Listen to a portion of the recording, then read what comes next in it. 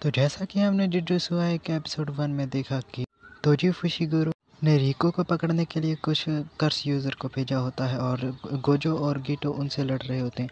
पर तभी रिको के मोबाइल पर एक मैसेज आता है जहां पर हमें पता चलता है कि रिको की मेड जिसका नाम मिनाटो है उसे कर्स यूज़र ने किडनैप कर लिया है और ये बात वो गीटो को भी बताता है। गीटो कहता है कि ये सब मेरी गलती है, मुझे लगा कि उस पर कोई भी ध्यान नहीं देगा, जिसके कारण वो अब किडनैप हो चुकी है। और फिर गोजो कहता है कि अब वो हमें ब्लैकमेल करेंगे कि अगर तुम मिनाटो को जिंदा चाहते हो तो रिको को हमारे हवाले कर दो। पर तभी गोजो एक प्लान बताता है कि हम रिको को जुजुत्सु में छोड़ देंगे और मिनाटो को लेने के लिए किसी दूसरी लड़की को वहां पर भेज देंगे डील करने के लिए। पर तभी रिको कहती है कि मैं भी तुम लोगों के साथ आना चाहती हूँ क्योंकि मैं अपनी मिनाटो को आखिरी बार मिलना चाहती हूँ, क्योंकि मैंने अभी तक उसे आखिरी गुड बाय भी नहीं किया है। जो सुनकर गोजो थोड़ा हैरान होता है पर फिर वो इस बात के लिए जाता है और वो रिको कहता है कि हम मिनाटो को जल्द ही वापस लेकर आएंगे। और फिर हमें दिखाया जाता है मिनाटो को जिसको एक बंदे ने किडनैप कर लिया होता है और उसने उसे किसी ओकिनावा जगह पर रखा होता है।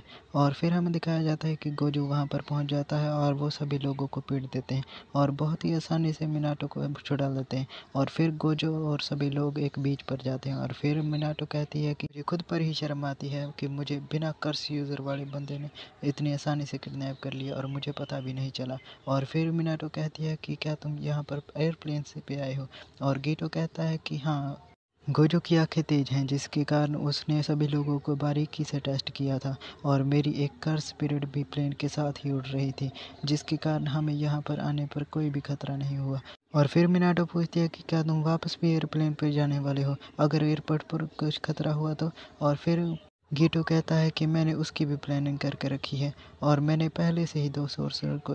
एयरपोर्ट की सुरक्षा का काम दिया। और फिर हमें टोक्यो के एयरपोर्ट का सीन दिखाया जाता है जहां पर 2 जुजुत्सु सोर्सरर ने एयरपोर्ट पर सभी जगह पर तैनात होते हैं और उन्होंने सभी आपको अपने अंडर कंट्रोल में रखा होता है। और वो दोनों फर्स्ट ईयर के स्टूडेंट होते हैं जिसका नाम होता है नानामी और हेबारा। और हेबारा बहुत ही एक्साइटेड होता है और हमने इन्होंने सीजन 1 में भी देखा था। और नानामी दिखाया जाता है जो कहता है कि अब यहाँ पर तूफान ना आ जाए जिसके कारण हमारा मिशन में कोई भी गड़बड़ी हो। और फिर हमें दिखाया जाता है गोजो और रिको को जो कि बीच पर वहां पर मजे कर रहे होते हैं। और फिर गोजो गीटो उनसे कहता है कि अब चलने का समय हो गया है, जिस देखकर रिको खुश नहीं होती। और फिर गोजो कहता है कि हम यहाँ से कल सुबह जा रहे हैं, जो सुनकर रिको बहुत ही ज़्यादा खुश हो जाती है। और फिर वो गीटो से कहता है कि मास्टर टेंजन के साथ रिको का मर्ज कल शाम को होने वाला है ना, तो हम यहाँ पर सुबह चलेंगे तो हमें कोई भी परेशानी नहीं होगी। और फिर गीटो कहता है कि मुझे पता है कि गोजो तुम बहुत ही ज़्यादा स्ट्रांग हो और तुम यहाँ पर हमेशा ही नज़र रखते हो और तुमने अपनी इन्फिनिटी शील्ड को भी एक्टिवेट रखा हुआ है और तुम अपनी रात को भी नहीं सोते ताकि हम पर कोई हमला ना कर दे, जिसके कारण तुम्हारी सेंसेस बहुत ही ज़्यादा लो हो चुकी हैं और इससे तुम्हारे शरीर पर भी थोड़ा बुरा असर हो सकता है, जिसके कारण हमें आज यहाँ से चले जाना चाहिए। पर गोजो कहता है कि कोई बात नहीं, मैं ठीक हूँ, हम यहाँ पर सुबह जानेंगे। और फिर गोजो वहाँ से जाने लगता है और फिर गीटो नानामी को बता देता है कि हम कल सुबह आ रहे हैं, जिसके कारण नानामी को बहुत ही ज़्यादा गुस्सा आ जाता है और वो कहता है कि मुझे बहुत ही गुस्सा आ रहा है। और फिर हमें दिखाया जाता है कि मिनाटो और सभी लोग वहाँ पर बहुत ही अच्छा समय बिताते हैं और वो बहुत ही अच्छा खाना खाते हैं। और फिर हमें दिखाया जाता है कि शाम हो जाती है और रिको एक्वेरियम में भी जाते हैं, जो देखकर मिनाटो को बहुत ही ज़्यादा अच्छा लगता है। और फिर हमें दिखाया जाता है कल सुबह को जुजुत्सु का सीन जहाँ पर वो सभी लोग सेफली वहाँ पर जुजुत्सु के बैरियर के अंदर पहुँच जाते हैं, जो देखकर गोजो बहुत ही खुश हो जाता है। और फिर वो अपनी इन्फिनिटी शील्ड को भी ऑफ कर देता है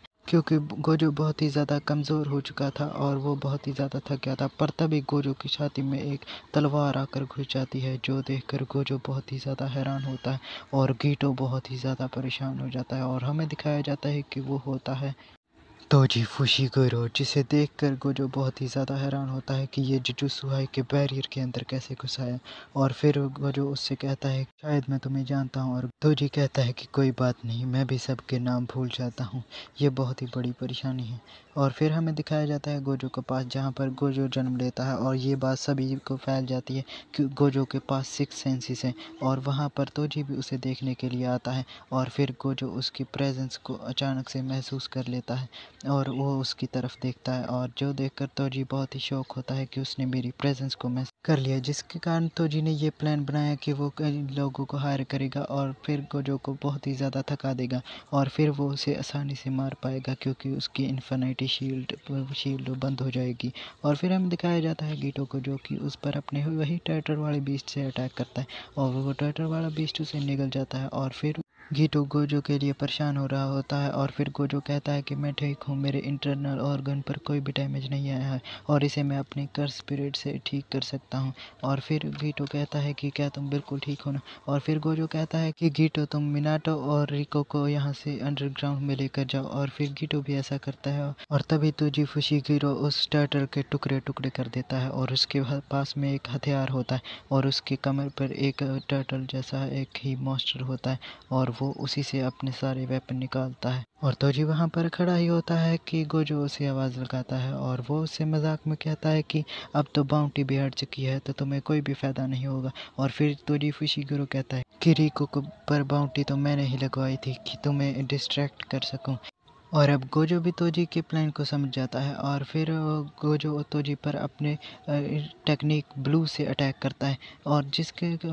तोजी उससे बच जाता है और हमें पता चलता है कि तोजी बहुत ही ज़्यादा फास्ट है, जो देखकर गोजो भी हैरान हो जाता है और फिर वो अपने वेपन को बदल लेता है और एक दूसरा वेपन अपने हाथ में ले लेता है और बिजली की रफ्तार से गोजो की तरफ बढ़ता है अटैक करने के लिए। पर गोजो उसे दूर फेंक देता है इस पर अपनी टेक्निक से और फिर गोजो समझ जाता है कि वो मुझ पर अपने वेपन से ही अटैक कर सकता है, जिसके कारण मैं उसे अपने पास ही नहीं आने दूंगा। और गोजो कहता उसे पता है कि मेरे पास इन्फिनिटी शील्ड है, जिसके कारण उसके पास कोई प्लान भी होगा मुझसे बचने के लिए। और फिर हमें दिखाया जाता है कि गीटो बहुत ही तेज़ मूवमेंट करने लगता है, जिसके कारण गोजो को कुछ भी समझ में नहीं आता कि गीटो की एग्जैक्ट लोकेशन क्या है और गीटो के पास कोई भी कर्स यूज एनर्जी नहीं है, जिसके कारण गोजो उस पर सेंस नहीं कर पा रहा होता है, जिसके कारण गोजो को बहुत ही गुस्सा आता है और फिर वो अपनी टेक्निक ब्लू का यूज़ कर कर उस सारे एरिया को ही वहाँ से हटाकर साफ कर देता है और गोजो की कर्स टेक्निक ब्लू से वहाँ का आसपास का सारा एरिया साफ हो जाता है। और फिर गोजो कहता है कि अब लड़ने में मज़ा आएगा, पर तभी वहाँ बहुत सारी फ्लाई हेड्स आ जाती हैं और ये बहुत ही ज़्यादा कमज़ोर बीस्ट होते हैं और आप इसे मक्खी की तरह भी मान सकते हैं और ये डिस्ट्रैक्शन क्रिएट करने के लिए आते हैं। और गोजो समझ जाता है कि ये उसकी कर्स स्पिरिट में से निकला है और गोजो उन सभी को अपनी ब्लू टेक्निक से हटाने के लिए सोचता है, पर गोजो तभी समझ जाता है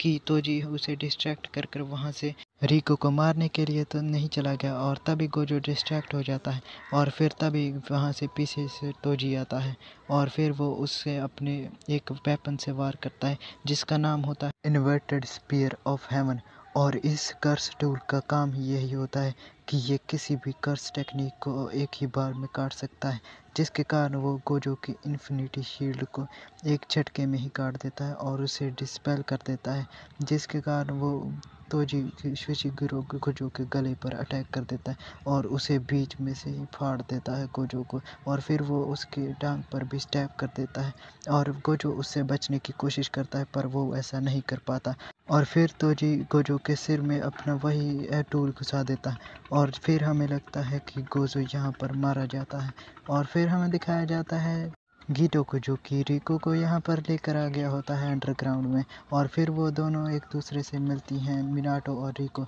और वो एक दूसरे पर रोकर बाय कर देती हैं। और फिर हमें दिखाया जाता है मास्टर टेंजन के वहाँ पर बेस को, जहाँ पर मास्टर टेंजन अपने एक पर्सनल शील्ड के अंदर होते हैं, जहाँ पर उन्हें कोई भी नहीं जा सकता जिसे कि मास्टर टेंजन खुद इनवाइट न करें और स्टार वेसल जाने की रिको ही उसके अंदर जाता पाती है और अगर एक बार वो उसके अंदर चली गई तो फिर वो मास्टर टेंजन के साथ मर्ज हो जाती है। और फिर गीटो कहता है कि क्या तुम जाना चाहती हो और रिको ये सुनकर शॉक हो जाती है क्योंकि उसे पता ही नहीं था कि ये ऑप्शन भी है कि वो वापस भी जा सकती है। और फिर गीटो कहता है कि मास्टर यागा ने कहा था कि अगर रिको मास्टर टेंजन के साथ मर्ज हो जाती है तो वो ये मौत बराबर है। और फिर गोजो और गीटो ने डिसाइड किया था कि अगर रिको उससे मर्ज नहीं होना चाहेगी तो हम उसे बचा लेंगे और उससे मर्ज नहीं होने देंगे क्योंकि हम यहाँ पर सबसे ज़्यादा स्ट्रॉन्ग हैं। और गीटो कहता है कि हम कुछ ना कुछ ज़रूर कर लेंगे और तुम बताओ कि तुम ये करना चाहती हो। और फिर रिको अपना पास्ट के बारे में सोचती जहाँ पर उसे पहले ही पता था कि वो कुछ स्पेशल है,